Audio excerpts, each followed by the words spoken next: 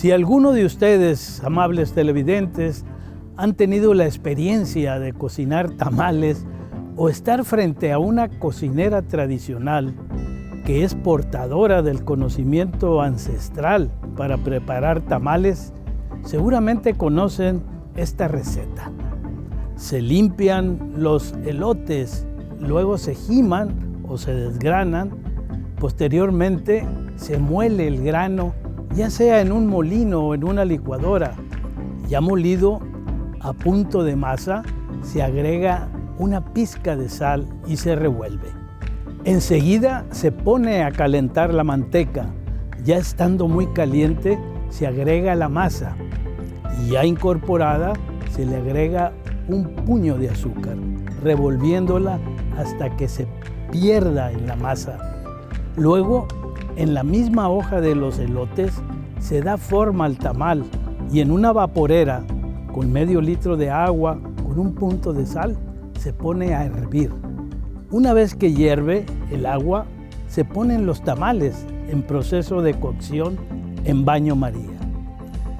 Si han tenido esta experiencia, se han trasladado al pasado más remoto, han vivido una experiencia única al lado de nuestros ancestros que cultivaban el maíz, conocieron la técnica de la nixtamalización y con utensilios de piedra, el metate, la mano del metate, molían el nixtamal para hacer la masa y preparar el pan de maíz, hoy el tamal.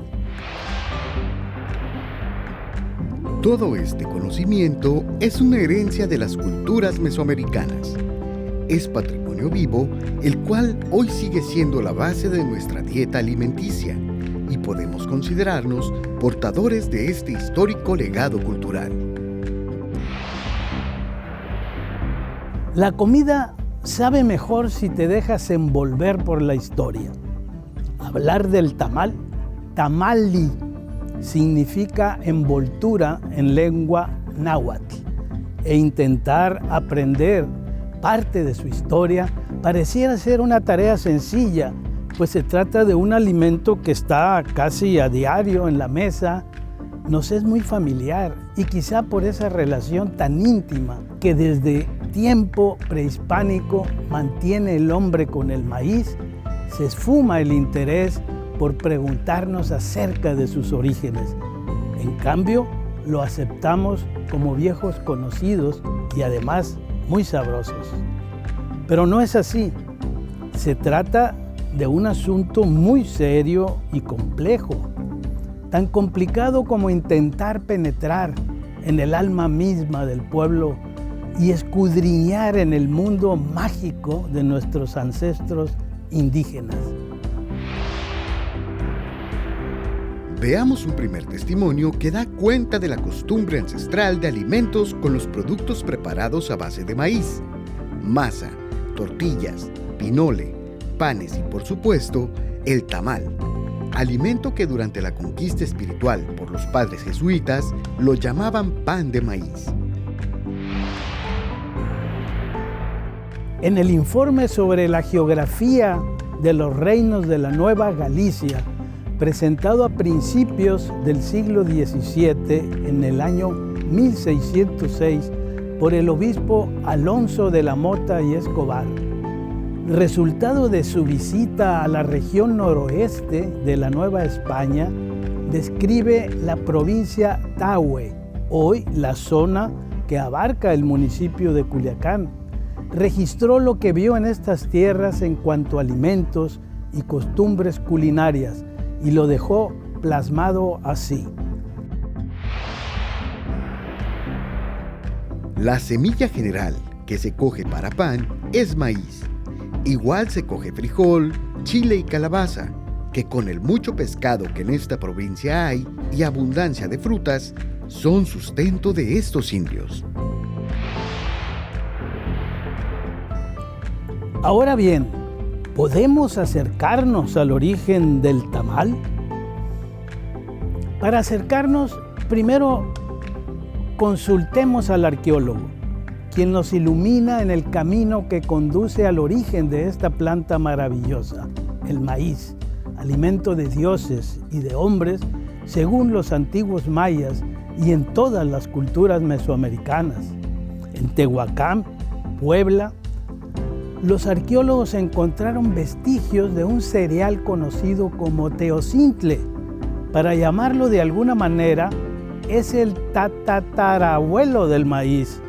Fue domesticado hace aproximadamente 5,000 años o más, lo cual le da al maíz el carácter de grano civilizador, pues volvió sedentarios a las tribus originarias y fue su principal alimento.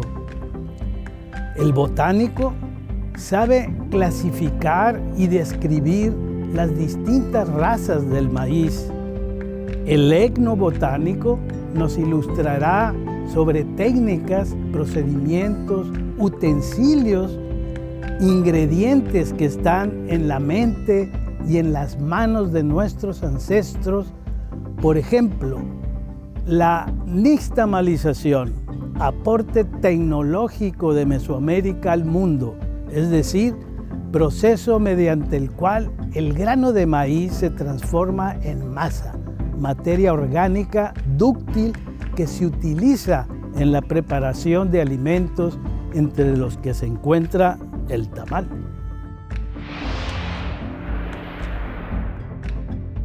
Consultamos al historiador de la alimentación.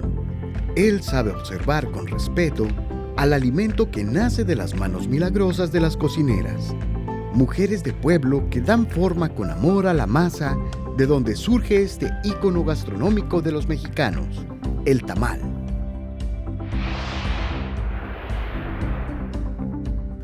¿Cómo se nombran en lengua náhuatl a los distintos usos del maíz?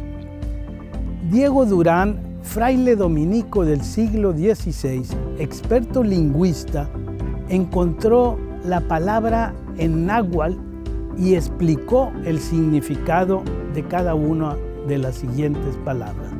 El atamali, o tamal de agua cocido a vapor. Cocoli, pastel de maíz de forma romboidal. Tamali significa envoltura, según ya lo apuntamos más arriba. Xilotl, mazorca tierna de maíz. Tlaxcali, la tortilla de maíz.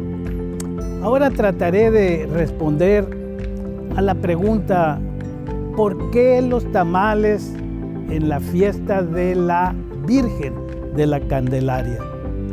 De inicio, es importante comprender el significado de esta fiesta patronal que, según el calendario litúrgico católico, se celebra 40 días a partir del nacimiento del niño Jesús en Navidad hasta el 2 de febrero.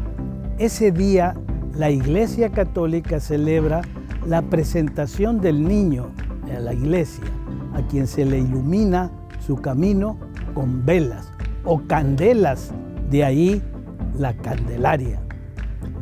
No omito incluir en estos simbolismos la tradición de quien haya resultado agraciado con un muñequito al comer la rosca de Reyes. Está obligado, como ustedes ya saben, a ofrecer tamales a sus invitados el día de la Candelaria.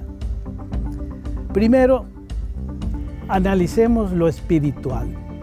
Cuando inicia en San Pedro de Quilá la bicentenaria fiesta de la Candelaria, el mero día 2 de febrero, cuando la gente manifiesta su religiosidad, su fe, acudiendo año tras año al único santuario mariano del noroeste del país, llevando peticiones o cumpliendo compromisos con la Virgen, de manera demandas, se fortalece la esperanza en lo individual, en lo social, esperanza en el destino de nuestra ciudad, de nuestro estado, de nuestra patria, que a todos nos cobija.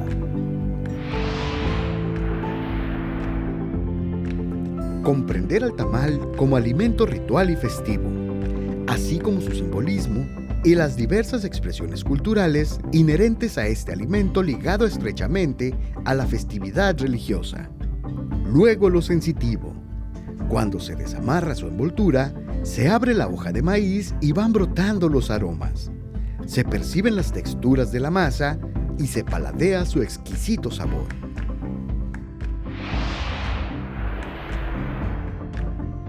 Otros aspectos se manifiestan en las danzas y cantos de los cofrades de Tacuichamona que acuden al santuario mariano con sus atuendos e instrumentos musicales autóctonos para rendir culto, honrar a la Virgen de la Candelaria y al Niño Dios que se presenta. Llevan sus colaciones con alimentos preparados a base de maíz.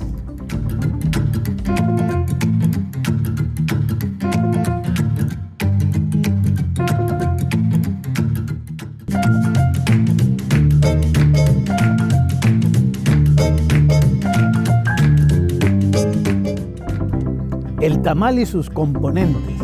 Los componentes de un tamal son la masa de maíz, el guiso, el machigui, aderezo utilizado por nuestras cocineras de Escuinapa al elaborar los tamales barbones de camarón. Y tercero, la envoltura, de aquí el significado en náhuatl. Para adentrarnos en cada uno de estos componentes del todo en forma de tamal, me remito primero a la lectura del libro sagrado de los mayas, el Popol Vuh, para conocer el misterio de la planta de maíz, su fruto transformado en masa, el alimento de los dioses, según sus creencias. De acuerdo con las antiguas leyendas mayas, con las mazorcas de maíz se formó el primer hombre y la primera mujer. Así lo narra el libro sagrado.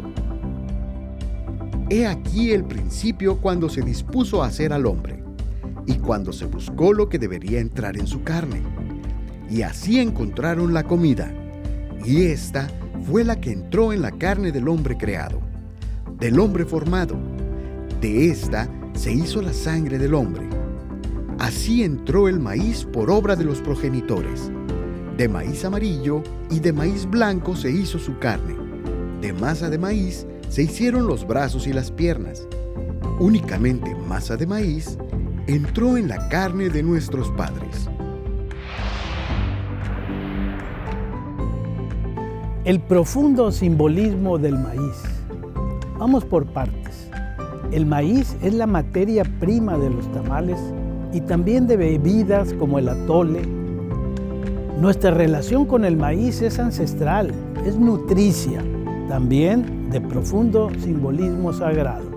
Somos gente de maíz, no solo porque en gran medida consumimos desde la antigüedad una dieta basada en productos derivados del maíz, sino porque los mesoamericanos fundamentaron su cosmogonía y cultura en torno al maíz.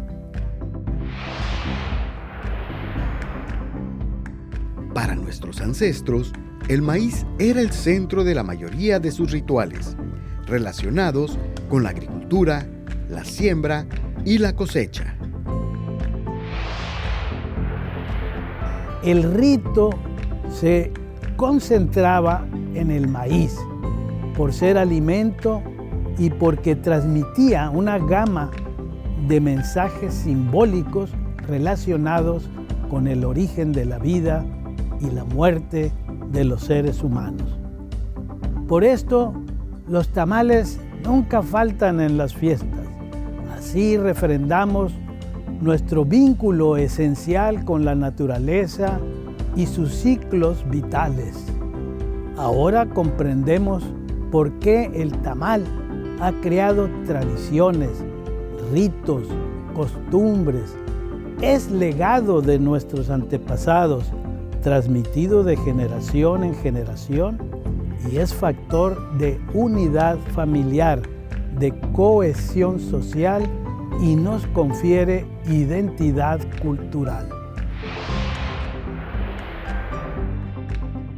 En este sentido, el tamal actúa como patrimonio biocultural de los mexicanos.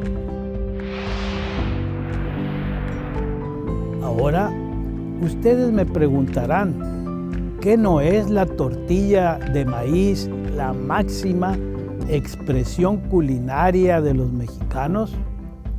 Mi respuesta sería que los dos, el tamal y la tortilla de maíz, son parte fundamental de la riqueza gastronómica nacional.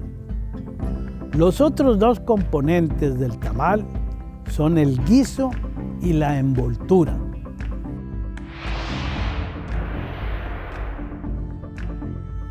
El guiso se diversifica por causa de la gran biodiversidad natural y cultural que es patente en las distintas regiones del país.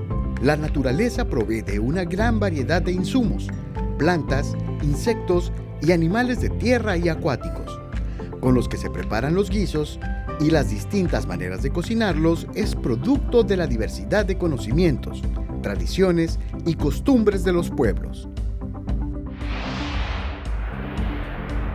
Por eso, a lo largo y ancho del país hay una gran variedad de tamales de múltiples sabores, consistencias y aromas, algunos a veces exclusivos de zonas que tienen sus propios ecosistemas productores. En cuanto a las envolturas, existen las más comunes de hoja de maíz secas, totomostle, o hojas de elote frescas, hojas de carrizo, hojas de plátano, hojas de acelga o quelite.